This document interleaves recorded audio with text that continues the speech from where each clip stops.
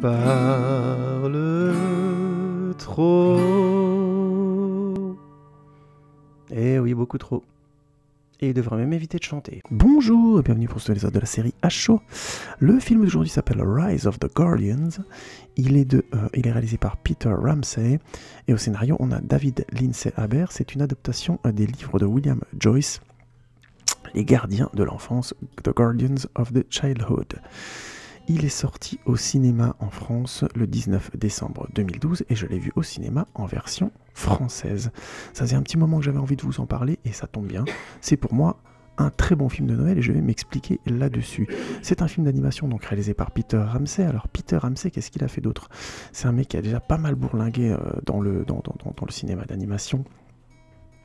Il avait notamment, il était le réalisateur du fameux film Monstre contre Alien, que je n'avais pas vu, et il s'est fait beaucoup remarquer dernièrement en co-réalisant aussi un film d'animation qui a bien marqué notre année 2018, Spider-Man New Generation, Into the Spider-Verse, qu'il a réalisé avec Bob Persichetti et Rodney Rothman. Il a été assistant aussi sur des films, des films live comme Poetic Justice, un film avec notamment, je crois que c'est Janet Jackson à l'époque, plutôt un beau film, un film assez poétique justement sur une jeune fille qui vit beaucoup dans la poésie, qui était un film assez beau que j'avais découvert à l'époque. Il a aussi travaillé sur Fièvre à Columbus University, qui est pas mal du tout, Tongue Girl, mais aussi le Godzilla de 98, bref, un mec qui a pas mal roulé sa bosse à gauche à droite. Et qui donc a eu plusieurs prix, notamment pour la réalisation des 5 légendes, et je trouve que c'est tout à fait justifié, et je vais m'en expliquer. Il se trouve que c'est un film qui est assez particulier, puisqu'il a été produit par DreamWorks Animation qui se bat toujours pour exister face à Disney Pixar, et qui malgré quelques réussites par-ci par-là, a toujours du mal à un petit peu faire le poids. Je dis ça parce que malgré toutes les qualités des 5 légendes, c'est un film qui au final n'aura pas de suite, qui est déjà de 2012, donc s'il devait y avoir une suite, elle aurait déjà été faite. Et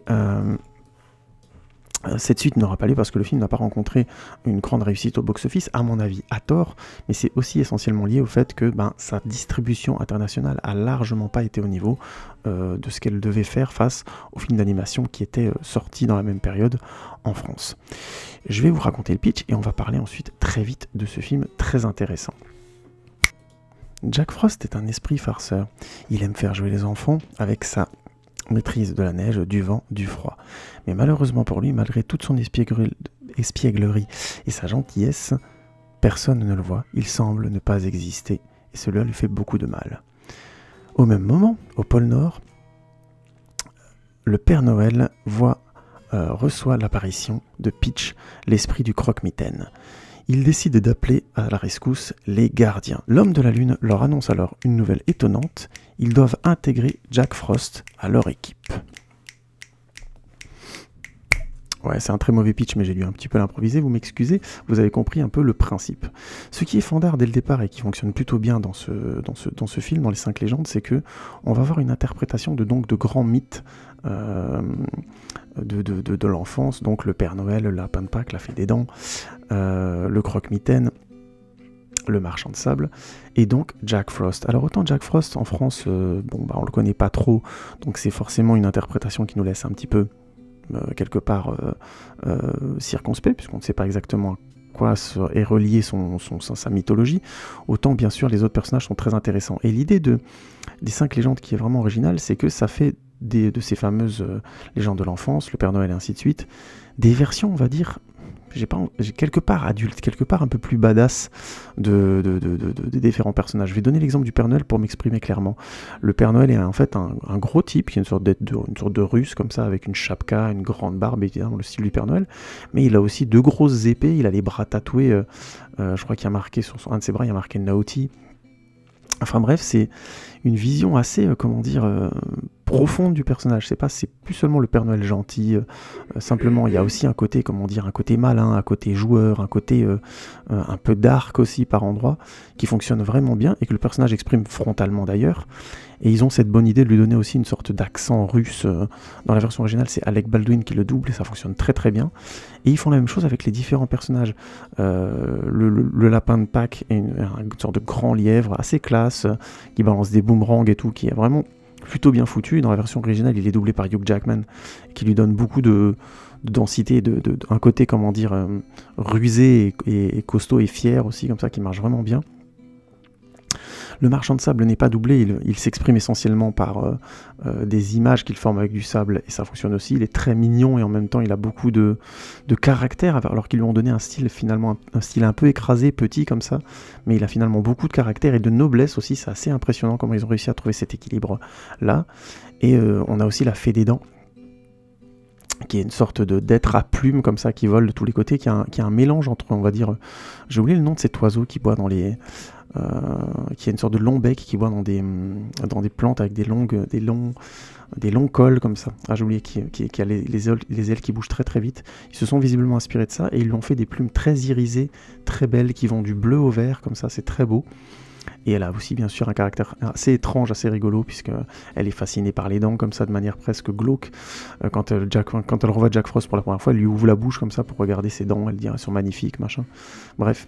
Et cette interprétation des gardiens est très intéressante, parce qu'elle permet de mettre en place le fait que c'est des gens relativement vraisemblables qui travaillent à faire quelque chose. Elle a fait des dents toutes les nuits, le Père Noël il prépare toute l'année son Noël, pareil pour le lapin de Pâques, et le marchand de sable aussi, tous les jours, toutes les nuits. Et autour de comment dire, de leur cadence de travail se crée tout un univers. Le Père Noël vit dans une usine, littéralement. Son château dans le pôle Nord est une grande usine où tu as des yétis, des lutins qui travaillent. C'est vraiment une manufacture très dense, avec beaucoup d'éléments à l'image. Ça fonctionne très très bien, parce qu'on sent qu'il y a toute une vie qui grouille et est constamment en mouvement. C'est légèrement anarchique, mais en même temps aussi on sent aussi qu'il y a une sorte d'ordonnancement intelligent, parce que c'est un travail à faire. Pareil pour les fées des dents, la fée des dents qui est accompagnée de toutes ces petites fées qui travaillent avec elle, et on voit bien qu'elles arrivent, elles trient, il y a toute une banque de triage, de déplacement, ils vont tous voir la fée pour lui présenter les dents les plus spectaculaires, et ainsi de suite. Et je les vois partir avec des pièces, revenir avec des dents, enfin voilà, il y a un tout côté comme ça, manufacture aussi. Et quand on découvre bien sûr l'univers du lapin de Pâques, il y a tout un univers sur un jeu de mots sur l'île de Pâques aussi, avec des grandes sculptures avec des pieds qui lui donnent des coups de main. Tout un travail aussi sur son repère qui est creusé avec plein de tunnels et des œufs de Pâques avec des couleurs, avec des petites pattes qui se déplacent un peu partout. Tout ça donne à chaque fois un univers dense pour chaque personnage, et ça donne beaucoup d'identité. Mais surtout, ça fait pencher le personnage vers un être qui doit quelque part travailler, produire quelque chose.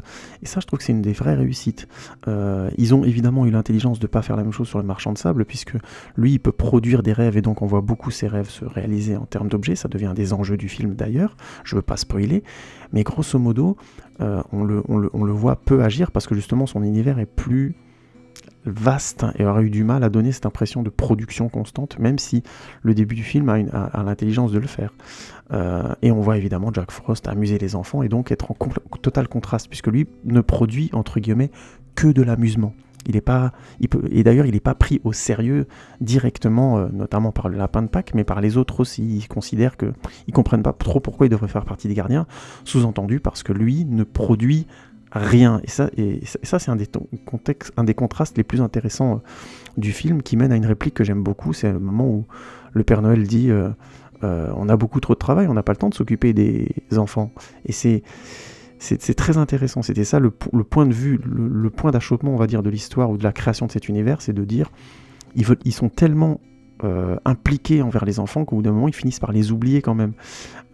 Et en fait, le nœud central de l'histoire, et pourquoi notamment Jack Frost est oublié, c'est que pour exister, pour que ces légendes aient une existence tangible, il faut qu'on croie en eux. Et bien sûr, c'est plus simple pour des enfants de croire en eux, puisqu'ils ne sont pas supposés apparaître, on n'est pas supposé savoir qu'ils existent, on doit croire en eux, sans forcément en avoir plus de preuves que leurs faits ou leurs actes. C'est-à-dire, bien sûr, pour le lapin de Pâques, cacher les œufs, pour le Père Noël, faire les cadeaux, pour la fée des dents, prendre les dents et donner des pièces, pour le marchand de sable, faire dormir les enfants et faire de beaux rêves aux enfants. Et donc tout le contraste du film, c'est que Peach, évidemment, le croque-mitaine, a été oublié, et qu'au début du film, il arrive d'une certaine manière, je ne veux pas spoiler comment, à revenir et à de nouveau être cru, et à exister là où Jack Frost, lui, n'y arrive pas. Je ne veux pas vraiment pas trop spoiler l'histoire, parce que je trouve qu'elle est plutôt bien écrite. Je mettrai juste un léger bémol sur le fait que Jack Frost ait oublié son passé, et du coup, quand il le découvre, on pourrait avoir une lecture un peu différente de la sienne. Lui, il se contente d'avoir une lecture, on va dire, positive et qui correspond au film, mais il pourrait en avoir une autre un peu plus marquée. Bon, en tout cas, c'est pas forcément grave. Je trouve que le cœur du film, c'est-à-dire l'importance de garder un esprit d'enfant, non pas seulement pour les enfants, mais aussi donc pour les adultes, qui sont en fait clairement incarnés par les 5 légendes, par notamment les légendes qui taffent, là, le Père Noël et consorts. C'est très bien fait, et c'est une des grandes réussites de ce film-là, c'est de réussir à un moment donné à redonner du concret à ces personnages-là, assez pour que quand eux-mêmes sont surpris d'être aussi détachés des enfants alors qu'ils se pensaient n'y pensaient que constamment, eh bien ça nous marque aussi, on se dit ah bah oui, effectivement c'est étonnant. Ça c'est un des premiers points forts du film, c'est la création de cet univers est cohérente et elle mène à une résolution et à une intrigue qui est assez simple et efficace. Le deuxième point que j'aime beaucoup, c'est que le fil central de l'intrigue, évidemment, n'est pas aussi métaphorique que celui que je suis en train de vous sortir. Ça part tout simplement, on suit Jack Frost en principal, et lui, ne connaissant plus son passé, ne sachant pas pourquoi l'homme de la Lune a fait de lui Jack Frost, ou pourquoi l'homme de la Lune l'a choisi, il est un peu perdu, et comme personne croit en lui, il est souvent, comment dire, ça fait 300 ans au début du film, qu'il est, grosso modo, un peu voué à lui-même, à jouer avec des enfants, avec des gens, parce qu'il est généreux, parce qu'il aime faire ça, mais alors que personne ne sait jamais que c'est lui. Et arrive donc le tournant de cette histoire qui est supposé un jour ou l'autre lui apprendre non seulement ses origines, mais aussi lui apprendre ce que c'est que de croire. En fait, pour que l'on croie en lui, il faut d'abord que lui commence à croire.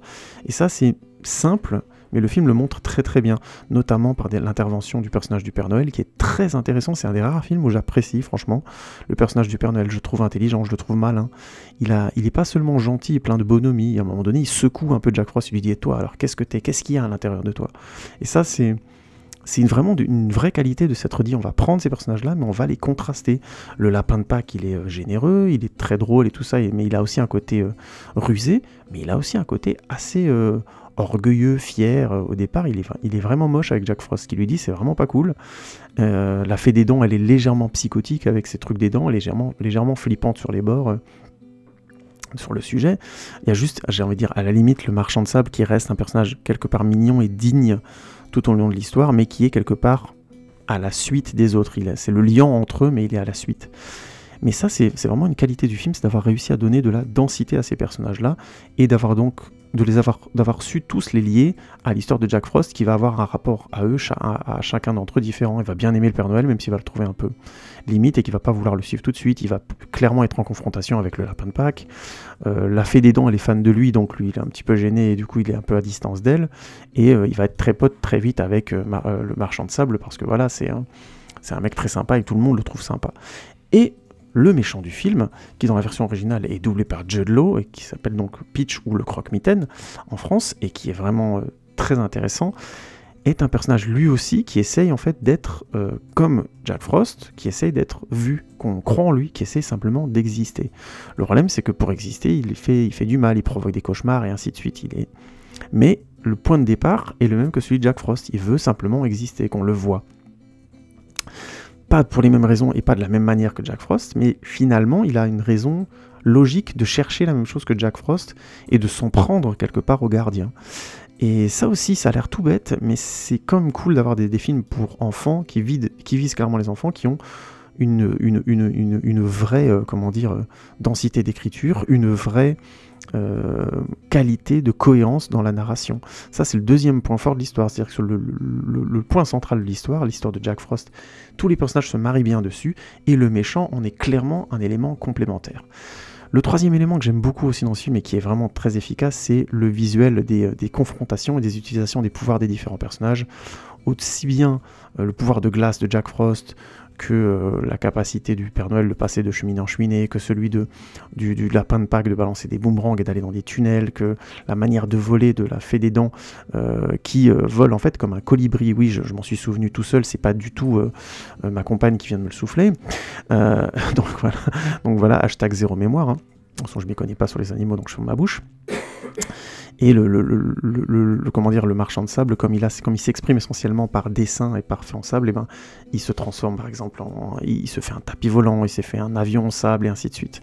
Ça me renvoie à la première séquence grosso modo du film, ou la deuxième séquence, quand le Père Noël voit Peach apparaître sur on va dire sa carte du monde, et qui décide de déclencher le fameux signal qui va déclencher l'alerte et appeler tous les gardiens. Alors la première chose, c'est qu'il déclenche le signal et que ça envoie une aurore boréale dans le reste du monde. Donc j'aime beaucoup déjà l'idée, et c'est très beau. Visuellement, ça fonctionne très bien. Et à chaque fois qu'ils sont interpellés, on les voit tous un peu dans leur quotidien, et il y a tout de suite une grande dignité dans leur mise en scène, et ça parle tout de suite de leur caractère. On voit le marchand de sable voir le truc se transformer, se créer un petit avion en sable, un peu l'avion qui ça ressemble un peu à l'avion de Saint-Exupéry, vous voyez, mais ses petites lunettes, il y va, donc il y a un côté tout de suite espiègle et mignon. On voit la fée des dents dire à ses secondes qu'elle va y aller tout de suite.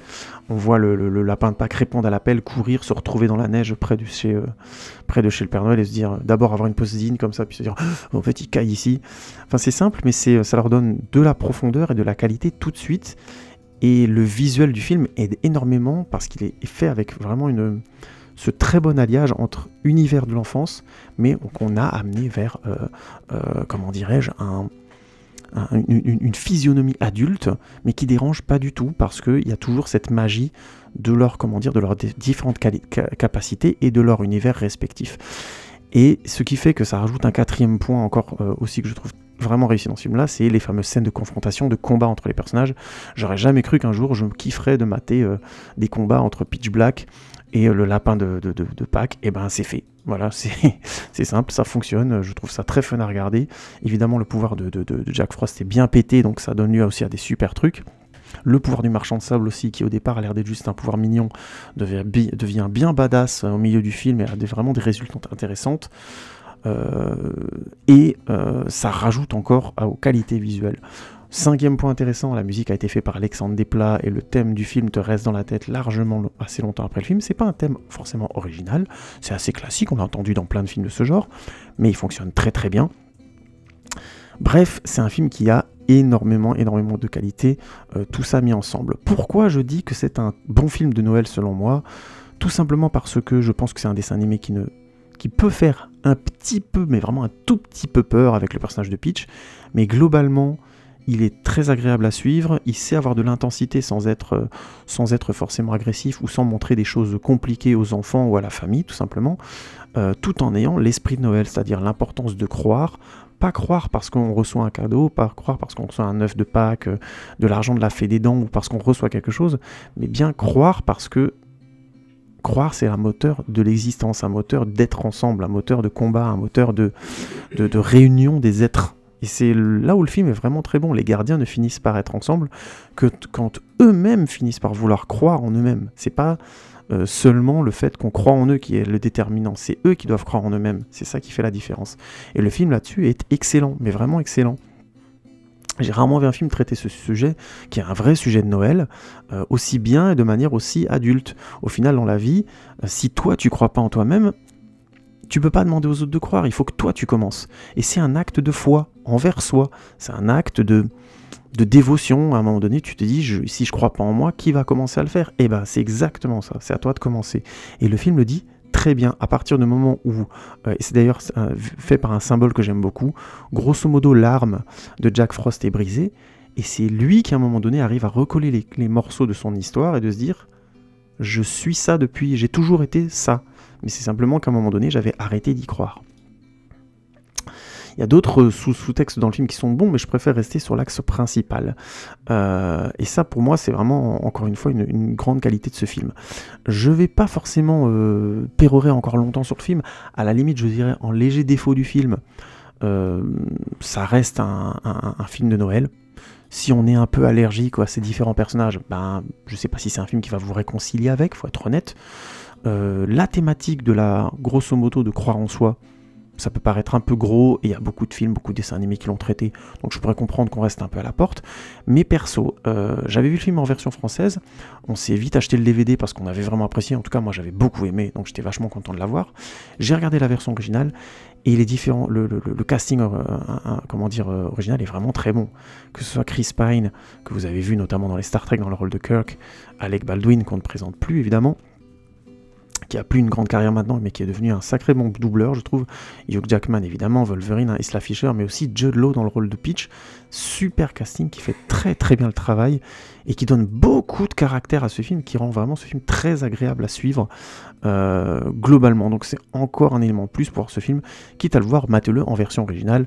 Je sais, c'est pas très familial de dire ça en France, parce qu'en général, les films familiaux, c'est en français. Mais là, en l'occurrence, faites une exception. Je pense que ce serait pas une mauvaise idée. Attaquons donc la conclusion. Rise of the Guardian, c'est-à-dire le réveil des gardiens en québécois, les 5 légendes en France, c'est vraiment l'archétype pour moi du bon film de Noël.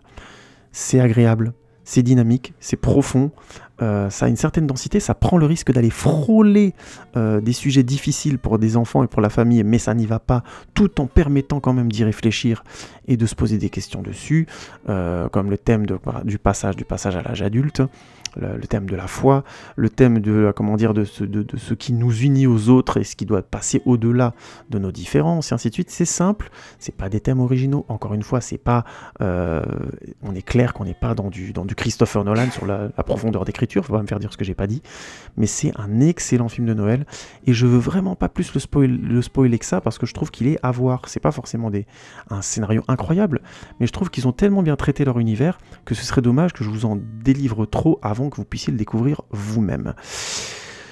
Je pense que je vais m'arrêter là, parce que je trouve que je l'ai bien défendu, ce petit film. Il n'a pas eu le succès qu'il méritait, il n'a pas de suite, et franchement, je trouve ça dommage. Moi, j'aurais bien aimé voir une suite, mais c'est comme ça, il n'a pas assez cartonné. Hein. Encore une fois, DreamWorks n'avait pas les armes pour se défendre face à Pixar et Disney et consorts. Donc tant pis, on en restera là-dessus, et puis au final c'est pas si mal, c'est un très bon film qu'on viendra jamais entacher d'une suite qui aurait peut-être été moins bonne. Merci beaucoup pour votre écoute, n'hésitez pas à tweeter, Instagrammer, si c'est pas le film de Noël et que vous avez d'autres films de Noël à me proposer que j'ai pas vu ou que vous estimez meilleurs, n'hésitez pas à me les proposer, ça m'intéresse vachement. Voilà, j'espère que vous avez aimé cette petite série de cette année avec 3 films de Noël, j'espère que vous avez trouvé ça intéressant, n'hésitez pas à me dire ce que vous en avez pensé, tweeter, facebooker, instagrammer, lâcher des commentaires, des likes, partager évidemment, et on se retrouve bientôt pour un nouvel épisode de HO. Merci les amis, ciao ciao. Abonne-toi. Si tu t'abonnes, j'arrête de chanter. Parce que quand même, ça suffit.